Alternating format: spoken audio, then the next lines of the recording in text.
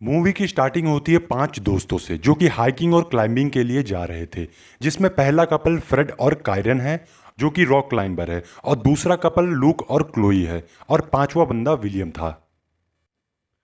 Look climbing पर नहीं जाना चाहता था क्योंकि उसे ऊंचाई से डर लगता है, लेकिन क्लोई के इंसिस्ट करने पर वो जाने को तैयार हो जाता है। क्लोई जो कि एक नर्स है, उसका एक दर्दनाक पास्ट है। उसकी वजह से एक पेशेंट की मौत हो जाती है जिसका गिल्ट उसे आज भी है, और खुद को इस गिल्ट से निकालने के लिए ही वो हाइकिंग पर आई थी। वहां पहुंचते ही सबके फोन का नेटवर्क चला जाता है। ये लोग क्लाइंबिंग करते हैं जहां एक पत्थर पर अजीब सा सिंबल बना हुआ था। वहीं क्लोई एक पत्थर पर बैठ जाती है जहां विलियम आकर उससे बात करने की कोशिश करता है, और यहां हमें पता चलता है कि विलियम क्लोई का एक्स है और क्लोई उससे बात करने को मना कर देती है। फिर सब हाइकिंग करते हुए आगे बढ़ते हैं जहां वो एक पतले से वायर से बने हुए ब्रिज को पार करने की कोशिश करते हैं। फ्रेड सबसे पहले जाता है, उसके पीछे विलियम क्लोई ब्रिज पार करने लगते हैं, लेकिन लूक बहुत डरा हुआ था। वो धीरे धीरे चल रहा था। फाइनली वो ब्रिज पार कर लेता है, लेकिन कायरन जो अभी भी ब्रिज पर थी वो कैमरे से फोटो क्लिक कर रही थी जहां ब्रिज का तार धीरे धीरे खुल रहा था, जिसे फ्रेड देख लेता है लेकिन उसे बताता नहीं ताकि वो पैनिक ना हो, और वो उसे जल्दी पार करने को कहता है। वायर टूटने ही वाला था, क्लोई उसे बता देती है जिससे वो डर जाती है और भागने लगती है, और तभी ब्रिज का बेस टूट जाता है और कायरन लटक जाती है। फ्रेड उसकी तरफ रोप फेंक कर उसे बचा लेता है। अब ये लोग बुरी तरह फंस गए थे क्योंकि वापस जाने का कोई और रास्ता नहीं था। उनके फोन में नेटवर्क भी नहीं था कि किसी को मदद के लिए बुला ले। अब इनके पास आगे बढ़ने के अलावा कोई और रास्ता नहीं था। फ्रेड और कायरन सबसे पहले जाते हैं क्योंकि वो दोनों एक्सपीरियंस क्लाइंबर थे। तभी फ्रेड का पैर एक ट्रैप में फंस जाता है। वहीं दूसरी तरफ ये तीनों अभी भी लटक रहे होते हैं जहां डर से लूक का पैर स्लिप कर जाता है और वो नीचे लटक जाता है। विलियम उसकी मदद करने जाता है लेकिन तभी वाइंडर भी टूट जाता है और दोनों वहीं पर लटक जाते हैं। फ्रेड कायरन को कहता है, मेरी फिक्र मत करो, पहले उन तीनों को ऊपर खींचो। कायरन रस्सी फेंकती है। लूक घबराकर सबसे पहले चढ़ता है। क्लोई और विलियम भी ऊपर आ जाते हैं। दूसरी तरफ फ्रेड का पैर जिस जाल में फंसा था उसकी चेन कोई खींचता है और उसे घसीटते हुए ले जा रहा था। उसके दोस्त उसके पास आते हैं, वो उन्हें नहीं मिलता। वो लोग कहते हैं रात होने से पहले उसे ढूंढना ही होगा।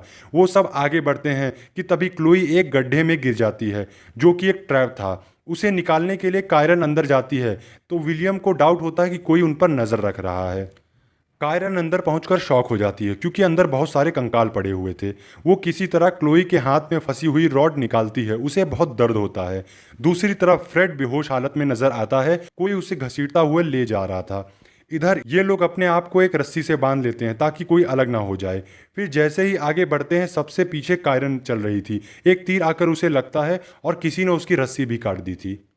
यहाँ क्लोई जैसे ही पीछे मुड़कर देखती है और उसकी हेल्प करने जाती है, कोई कायरन को खींचकर ले जाने लगता है और वो लोग बहुत ही डर जाते हैं और कायरन का पीछा करते हुए वहां पहुंचते हैं जहां उन्हें कायरन के कपड़े और वो तीर मिलता है जिससे उसे मारा गया था। ये तीनों एक कॉटेज में पहुंचते हैं जहां उन्हें फ्रेड मिलता है जो कि काफी बुरी हालत में था, लेकिन वो अभी भी जिंदा था, पर ज्यादा देर जिंदा नहीं रह पाया। वो उनके सामने ही दम तोड़ देता है। विलियम को कॉटेज में एक बेसमेंट दिखाई देता है। वो उसके अंदर जाकर फ्रेड का बैग ढूंढने की कोशिश करता है क्योंकि उसके अंदर ही फ्रेड और बाकी सबका सामान था। अंदर दीवार पर उसे एंटोन नाम लिखा दिखाई देता है जो कि उसी साइको सीरियल किलर का नाम था जिसने उनके दोस्तों को बेरहमी से मारा था, और वहां इंसान के कटे हुए सर भी लटक रहे थे। विलियम को फ्रेड का बैग मिल जाता है। वो उसे बाहर लेकर जाने लगता है तो वहां लूक आता है और उन्हें एंटोन के बारे में बताता है, जिसे सुनकर लूक विलियम को लात मारकर बेसमेंट में गिरा देता है क्योंकि वो नहीं चाहता था कि विलियम क्लोई और उसके बीच में आए, क्योंकि विलियम क्लोई का एक्स बॉयफ्रेंड था। इसलिए उसे मरने के लिए वहीं छोड़ देता है और क्लोई को लेकर आगे जाता है। एंटोन कायरन की डेड बॉडी लेकर आ रहा था। वो लूक और क्लोई पर अटैक कर देता है जिससे क्लोई बेहोश हो जाती है और लूक एंटोन को मारने जाता है लेकिन वो खुद ही पिट जाता है। क्लोई होश में आने के बाद एंटोन पर अटैक करती है और एंटोन उसे मारने लगता है।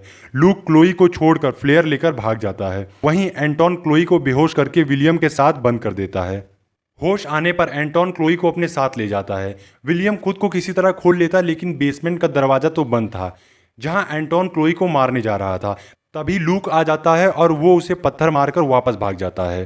क्लोई खुद को किसी तरह खोलती है और विलियम को बाहर निकालती है और वो दोनों लूक को बचाने के लिए जाते हैं। इधर एंटोन लूक के पैर में तीर मारकर उसे घायल कर देता है, लेकिन फिर भी लूक किसी तरह जंगल से बाहर आ जाता है। लेकिन एंटोन उसका पीछा कर रहा था और उसे मारने लगता है।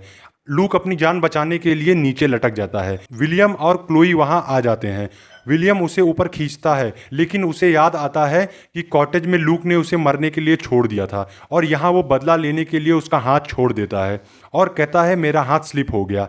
फिर वो क्लोई को गले लगाकर उसे दिलासा दे रहा था कि तभी एक तीर आकर उसके सर के आर पार हो जाता है। एंटोन क्लोई को भी तीर मारता है, बट वो बचकर नाइफ लेकर एंटोन पर अटैक कर देती है और उसे घायल कर देती है। वो उसे मारने ही वाली थी कि उसे अपना पेशेंट याद आ जाता है, जिसकी मौत उसकी वजह से ही हुई थी।